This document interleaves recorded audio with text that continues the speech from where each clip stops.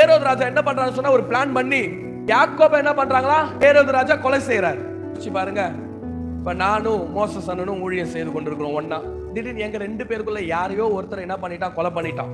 உயிரோடு இருக்கிற நபர் என்ன பண்ணுவாரா, செய்வாரா தொடர்ந்து? கேஸ் நான் உயிரோடு இருந்தேனா நான் செய்ய மாட்டேன். என்ன சொல்லுவேன் கவனிங்க, ரொம்ப போராட்டமா இருக்கு, கொஞ்சம் நிதானமா செய்யலாம், மறைமுகமா செய்யலாம், அண்டர் கிரவுண்ட்ல செய்யலாம், கதவெல்லாம் அடைச்சு செய்யலாம். இப்ப அப்படித்தானே பேசின்னு இருக்கோம். ஆமே, அங்க அடிக்கிறாங்க, இங்க அடிக்கிறாங்க, இப்படி அடிக்கிறாங்க, அந்த மாதிரி பேசுறாங்க, போக விட மாட்டேன்றாங்க.